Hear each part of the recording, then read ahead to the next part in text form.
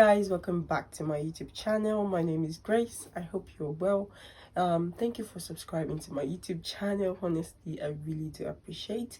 If you've been here since last year, amazing. If you're new here, please click on that subscription button. It helps you to see my video more regularly. I post things from baking, Nigerian recipes, nutrition, food, and also my knowledge around food businesses, so I can help others to kind of like run their own business if you're just getting started. Okay, perfect.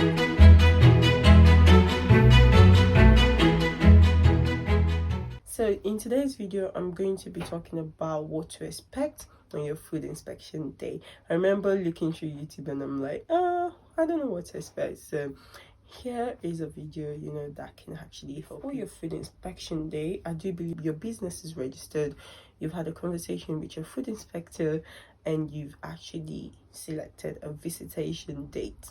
Okay, so you've arranged a date and they're coming to visit your home. So before we actually carry on, what do I actually mean by food inspection? So when I say food inspection, is whereby an inspector visits your place or your home kitchen, your premises where you're going to be running your food business, and they carry out an inspection and they give you a rating score, so which goes from 0 to 5. Anything between 0 to 2, you will have to wait and then make sure you've carried out anything structurally or knowledge, so you make sure you're complying to safety. Anything from 3 to 5, you can still run your business. You just need to make some amendments before your next visitation. However, obviously, people love the score 5. It's amazing.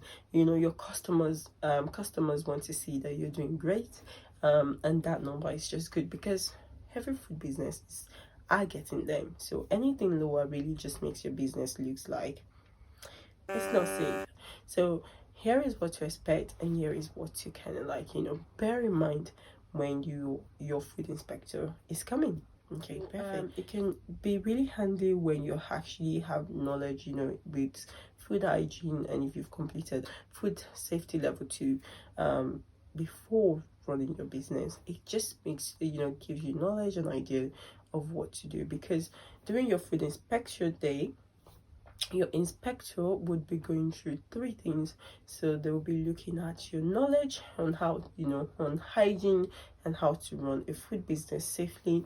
They would also be looking at the structure of the kitchen, so making sure the walls are well sealed, there is no peeling, things like that. So they would also be looking at things like your procedures. So they could ask you questions as, how do you process this, how do you store this in the fridge, and how do you make sure? So things like allergens are very, very important. Okay, so you've had a date and you had a knock on your door, bang bang bang, your inspector is here and they enter the door.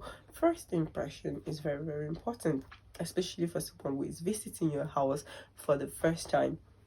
It is very important to make sure from the doorstep to entering the kitchen, everything is sparkling clean. They know the business. They want to say that you're running where you're running your business is safe and clean.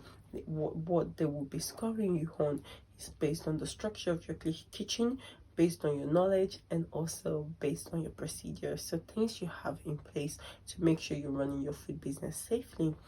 It is also very important, like I mentioned earlier, to complete your food register, to complete food safety level 2, to also complete any training in regards to handling allergens. This is also very, very handy. Okay, so let's dive into what to expect on the day. Your food inspector is here. So what they usually do is that, what mine did, they'll kind of like have a chat with you. So what do you do, what do you make, what products do you make, does it contain eggs, what allergen does it have? They actually ask you questions, and the one way to make sure you are answering those questions right is to make sure you know your ingredients, make sure you know what's going into your products, how you're making them safe, and also going through the safer food business pack before your inspector come, and filling that out can really make all the difference. Okay, so making sure you've read through this pack is very, very important. And you know, make sure that you've actually had a good reading on about it. Some things might not be relevant to your business, however, you know, most of it will be relevant to your business if it's a home business. I do believe if it's like a catering business that is much more bigger, there are other supportive you know, resources that you can use, but this is mainly for home or small businesses. Okay, perfect. So my advice would be to make sure you've gone through the safer food pack. That would really increase and boost your knowledge on cleaning, allergens, and things that you'll be hacked. So your inspector could say, okay, do you store your cakes? So the reason why they ask you about what you do is to know where to really look most of the times. So they would say, okay, so how do you store your cakes? Do you use eggs in your product? And they could say, oh, okay, so can I look into the fridge? How do you check the temperature of the fridge? So you might want to make sure you have a thermometer in the fridge that you use to check your fridge temperature. They could also ask you, you know, where do you store your cake? Do you store it under, and is there meat, raw meat on the top? And you know, could that drip on your cake? Or do you use a fridge specifically for your cake? If not, how do you make sure your cake is being stored without any cross contamination? So question like that is very important, and they're rating you on that because you know, this is one of the things that they rate you on. Is it that you get 0, 5, 10, and 0, by the way, is a really good mark. 5 is a really good mark, but 0 is a really, really, really good mark because it means that they cannot really see any fault in, you know, the knowledge you're kind of like giving. So it means that you know what you're doing, basically.